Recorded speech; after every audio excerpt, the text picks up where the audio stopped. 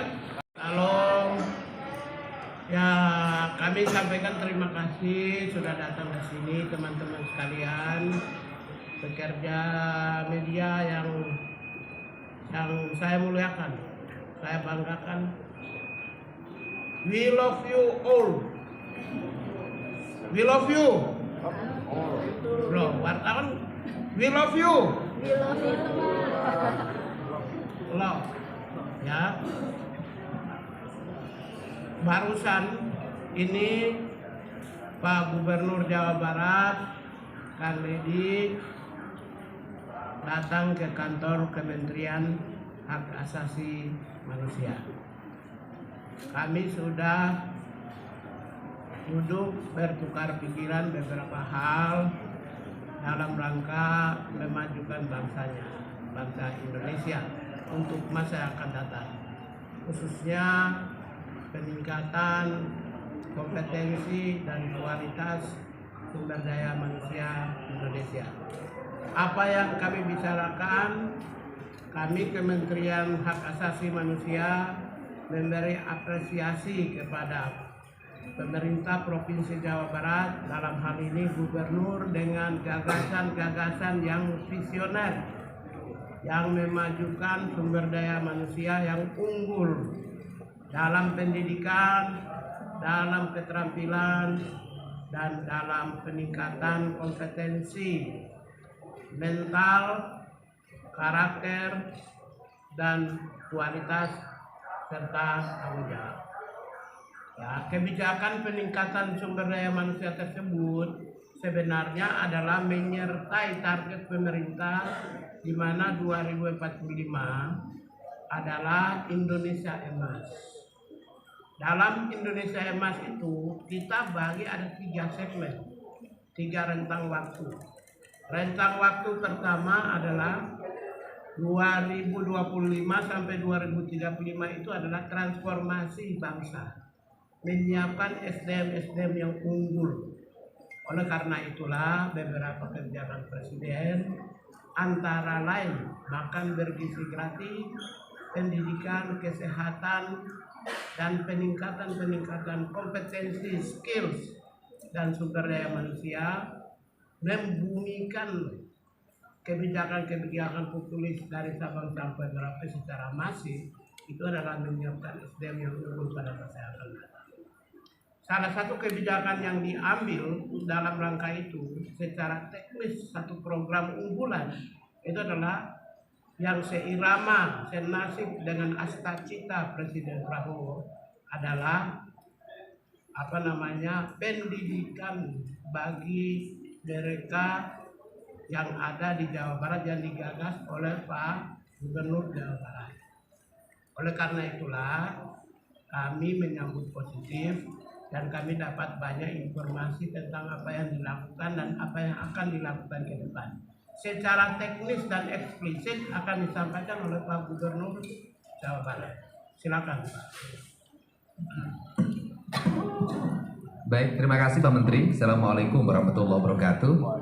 Sampurasun. Kami menyampaikan bahwa ada problematika dalam spirit kebangsaan kita, yaitu membangun narasi agar anak-anak muda Indonesia, khususnya anak-anak di Provinsi Jawa Barat yang sedang menekuni jenjang pendidikan SMP dan SMA serta sederajat atau sanawiyah dan madrasah aliyah, yaitu pola pendidikan karakter melalui peningkatan kualitas disiplin hidup dan perubahan pola hidup. Nah, perubahan pola hidup itu apa sih yang terjadi? Yang terjadi pada anak-anak di Jawa Barat itu pola hidupnya adalah mereka rata-rata tidurnya jam 4 pagi. Karena waktunya dihabiskan untuk main game online. Kemudian berdampak pada mereka tidak bersekolah. Selain berdampak tidak bersekolah, mereka sering terorganisir secara sistemik melalui kekuatan media sosial, melakukan pertarungan secara terbuka dan tertutup, melahirkan banyak orang yang terluka, bahkan banyak orang yang meninggal.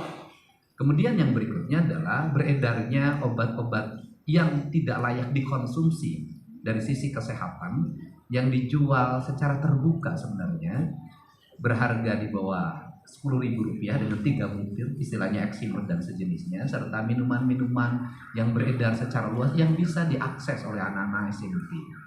Nah, ini adalah problem yang harus segera diselesaikan. Nah, problem itu ternyata tidak bisa diselesaikan di internal sekolah melalui pendekatan bimbingan konseling. Dan problem itu juga tidak bisa diselesaikan di internal keluarga oleh ayah dan ibunya. Nah, karena problem ini tidak bisa diselesaikan di sekolah dan di keluarga, serta tidak semua problem itu bisa ditangani lewat peradilan anak, maka harus ada upaya jangka pendek yang bisa dilakukan melalui pola pendidikan disiplin siswa. Dalam kaidah bahasa saya adalah pendidikan bela negara dengan penguatan pendidikan berkarakter. Maka kami menggandeng lembaga TNI, karena TNI memiliki pengalaman dalam melakukan pola pendidikan baik untuk kalangan militer maupun kalangan sipil. Di kalangan sipil dikenal namanya prajabatan.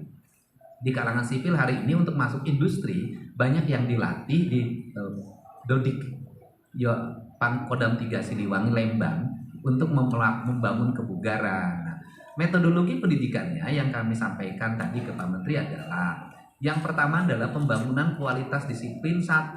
Melepas HP, 2. Melepas tradisi bermotor, 3. Melepas minuman keras, 4. Melepas obat-obatan terlarang, 5. Melepas konsumsi zat adaptif lainnya yang merusak saraf dan pikirannya dengan membangun pola tidur maksimal jam 10 malam. Kemudian mereka bangun jam 4 pagi, mereka mandi, salat subuh bagi yang beragama Islam, membereskan ruang tempat tidurnya, masuk ke masjid, dan kemudian mendapat bimbingan rohani dari kiai yang menjadi bimbingan konselingnya. Setelah itu mereka sarapan pagi, setelah sarapan pagi mereka berolahraga, setelah mereka berolahraga mereka langsung mengikuti ruang kelas pembelajaran sebagaimana dia didapatkan di sekolah. Kami mendatangkan guru dari berbagai tempat dan kemudian setelah itu mereka salat zuhur, kemudian istirahat. Setelah istirahat mereka mengikuti program minat dan bakat melalui pendekatan olahraga. Dan kemudian maghrib dia masuk masjid lagi, belajar ngaji lagi, kemudian sampai isya dan kemudian nanti mereka makan malam dan kembali ke tempat mereka tidur untuk tidur malam. Jadi model itu yang kami kembangkan dan kami tadi konsultasikan bahwa tidak ada pelanggaran-pelanggaran yang dilakukan terhadap hak-hak anak sendiri. Nah, kalau bicara orang banyak memperdebatkan persoalan bagaimana mereka belajarnya, pertama justru dengan barak ini mereka jadi belajar. Mereka jadi ada gurunya. Kenapa? Karena selama ini mereka bolos. Mereka tidak pernah belajar, bangunnya rata-rata jam 10 siang. Nah, ini adalah. Kemudian yang kedua, bagaimana lingkungannya di barak itu, di komplek pendidikan itu mereka mendapat lingkungan yang baik. Karena selama ini mereka di lingkungan rumahnya tidak mendapat lingkungan yang baik, di lingkungan sekolahnya tidak mendapat lingkungan yang baik, mereka menjadi anak jalanan. Nah, inilah barangkali langkah yang dilakukan oleh kami, pemerintah Provinsi Jawa Barat dan pemerintah kabupaten kota di seluruh Jawa Barat sebagai bagian upaya kami untuk menyongsong generasi Indonesia Emas tahun 2004. Barangkali itu saja. Terima kasih.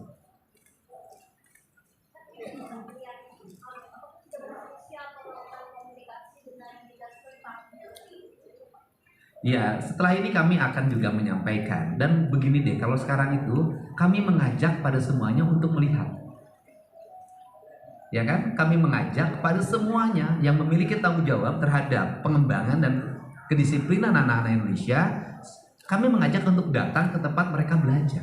Itu cara yang terbaik. Karena kalau menilai dari jauh dan katanya, itu tidak akan pernah selesai. Tapi yang terbaik adalah mengunjungi. Setelah mengunjungi, kalau banyak pakar yang dimiliki, punya bimbingan konseling, psikologi anak, ahli gizi dan sejenisnya, bawa ke tempat berlatih. Jadilah mereka menjadi bagian dari kesempurnaan pendidikan yang kami lakukan. Ya, kita akan lakukan. Ya, kita tidak mempunyai target berapa siswa. Adalah setiap orang tua yang akan meminta anaknya dididik oleh kami melalui pola pendidikan disiplin ini, kami menerima dan kami akan dibuat gelombang pertama, gelombang kedua, gelombang ketiga, dan seluruh rangkaian ini adalah orang atau anak yang diantar oleh orang tuanya. Kami tidak menerima anak yang tidak berdasarkan persetujuan orang tua.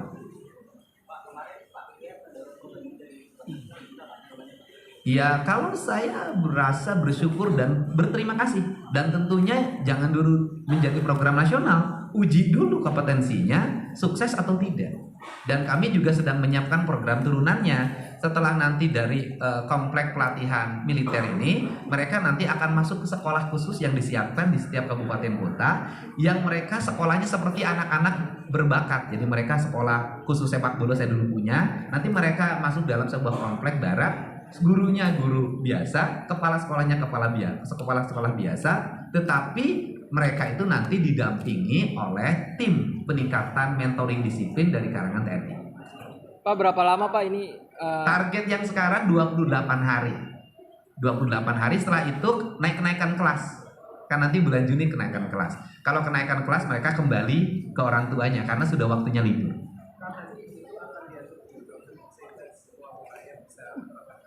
Oh, sudah ada surat edaran yang disampaikan ke bupati wali kota di seluruh Jawa Barat. Sudah edaran gubernur, sudah ada. Konsekuensinya dari Pembiayaan. dari SDM Gimana? konsekuensi dari surat edaran itu kalau misalnya tidak mengamanatkan dengan Ya, konsekuensinya kan gubernur punya piranti-piranti. Kita punya akses anggaran terhadap kabupaten kota yang kita miliki. bisa di Ya, kita bukan diancam ya. Kita kan gini, apakah bupati masih nyaman kalau di depan kantornya banyak orang bawa celurit? Kan nanti mereka yang merasakan. Gitu loh. Apakah bupati tidaknya masih nyaman kalau setiap minggu ada yang masuk rumah sakit yang harus dibiayai karena ditusuk, karena dilempar pakai batu? kita akan diperkuat dengan perintah Setelah ini akan kuatkan dengan perpu. Ya, soal kebijakan vasektomi juga menuai kritik dan tidak ada kebijakan vasektomi. Tidak ada. Tidak ada. Tidak ada. Tidak ada kebijakan itu, bisa dilihat di media sosial saya. Media sosial saya adalah pada penerima bantuan yang anaknya banyak diharapkan berkeluarga berencana. Dan berkeluarga berencana itu kalau bisa melakukan laki-laki, dan tidak vasektomi saja, kan ada yang lain, ada pengaman.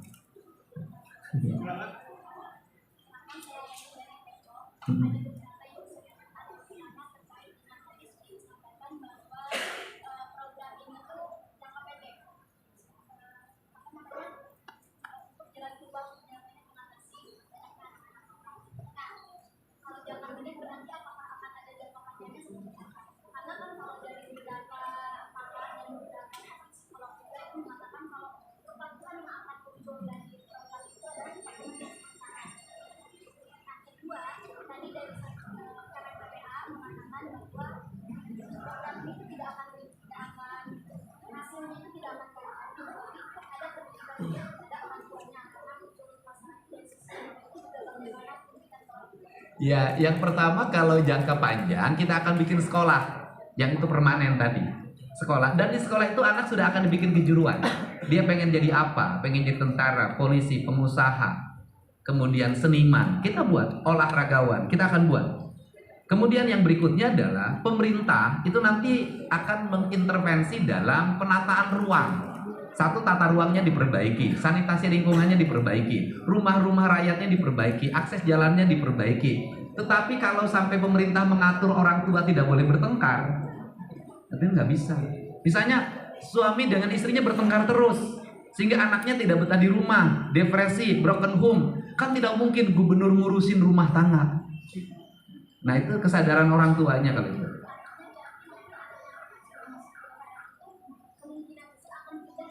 Sekolah, iya, dipindahkan ke sekolah yang sekolah itu diperuntukkan untuk minat dan bakat.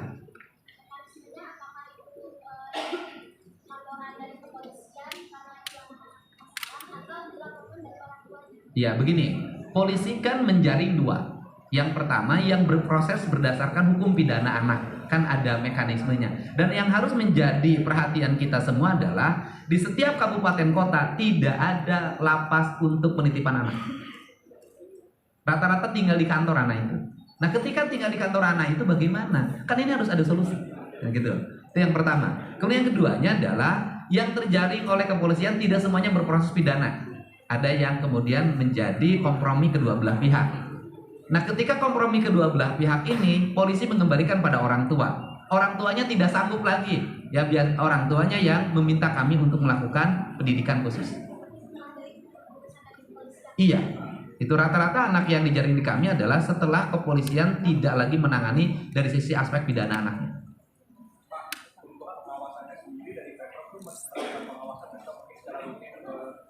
Setiap hari ada pejabat dinas pendidikan provinsi Jawa Barat yang piket di situ. Ada dokter di situ, ada psikolog di situ, ada guru ngaji di situ.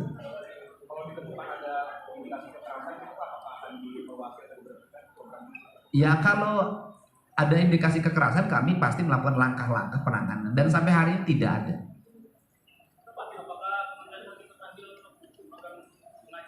Siapa? Oh, kami mengundang, nanti ada bimbingan untuk anak-anak agar memahami hak asasi manusia, mana hak dan mana kewajiban sebagai warga negara. Kami sudah meminta berkunjung Pak Menteri. Nanti kan ada Pak Kanwil akan menjadi mitra kami. Nanti ada pengajar dari Kanwil untuk mengajar tentang hak asasi manusia. Dan memantau, saya minta Kanwil HAM Provinsi Jawa Barat untuk memantau apakah kegiatan kami bertentangan dengan HAM atau tidak.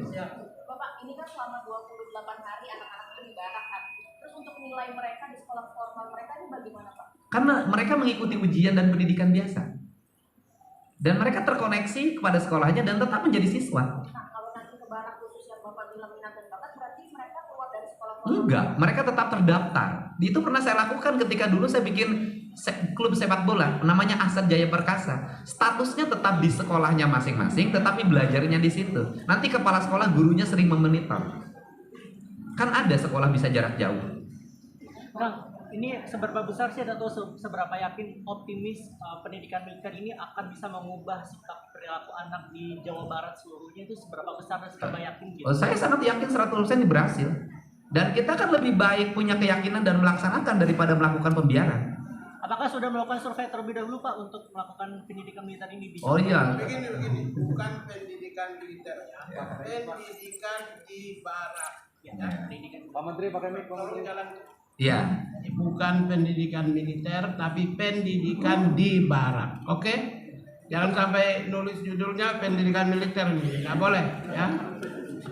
Dan sebenarnya juga sekarang tidak barak militer juga. Kalau Dodik itu kan sudah bukan barak militer, itu baraknya sipil juga, cuman pelatihnya dari militer.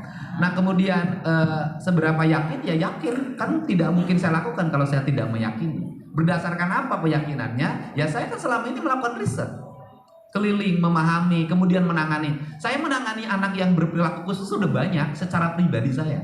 Dan saya ceraskan ya, tidak mudah. Saya pernah dulu nitip di pesantren Cireok.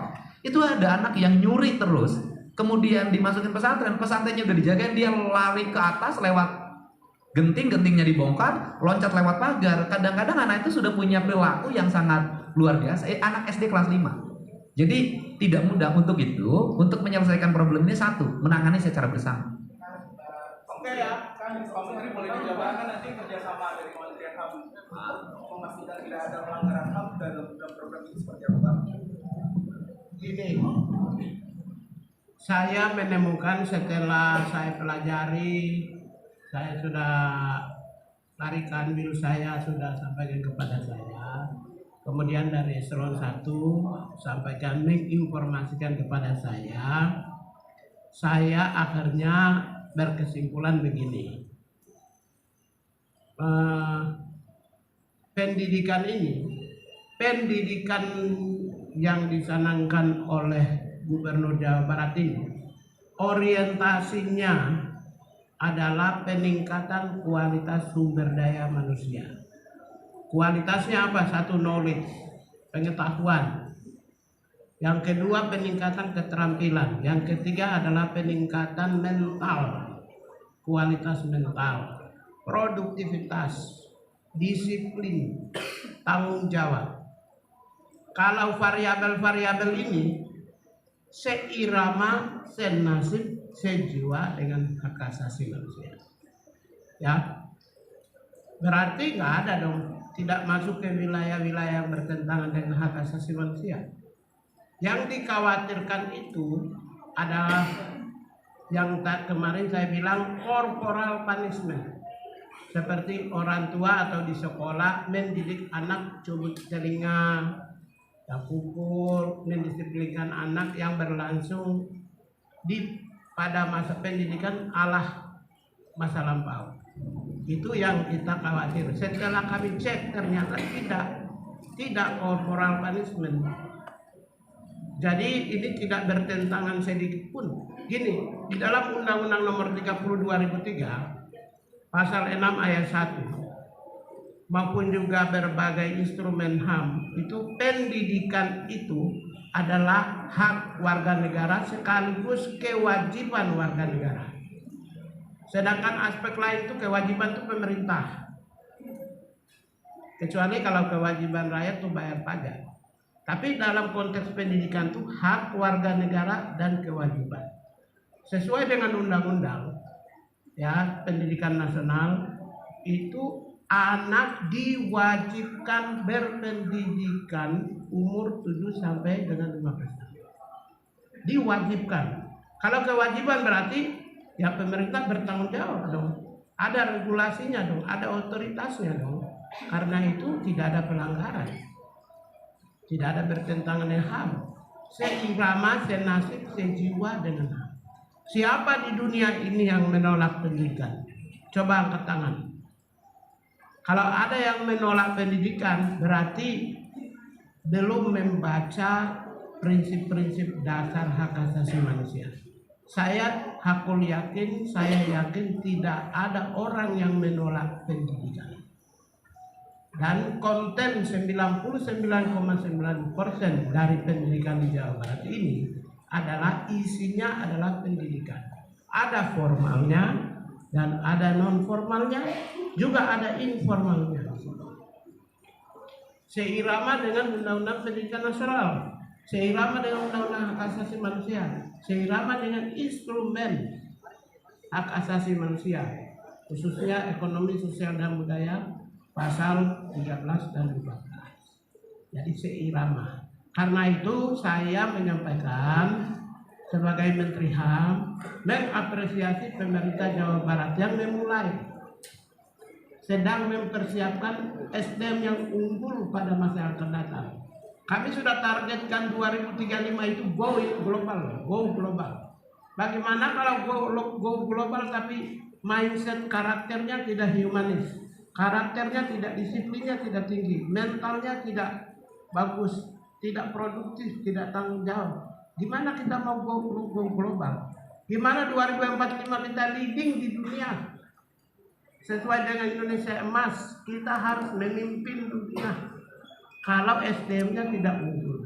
Oleh karena itulah, hal baik yang sedang dimulai di Jawa Barat ini, menurut saya, kami ikut turut serta mendorong. Siapa tahu kalau Jawa Barat sukses, maka sesuai kewenangan yang dimiliki oleh Kementerian HAM akan menyampaikan kepada Menteri Pendidikan Nasional untuk mengeluarkan peraturan supaya bisa jadikan model ini bisa dilaksanakan secara masif di seluruh Indonesia. Untuk ke depan. Ya, saya kira itu ya dari kita dan terima kasih. Wassalamualaikum warahmatullahi wabarakatuh.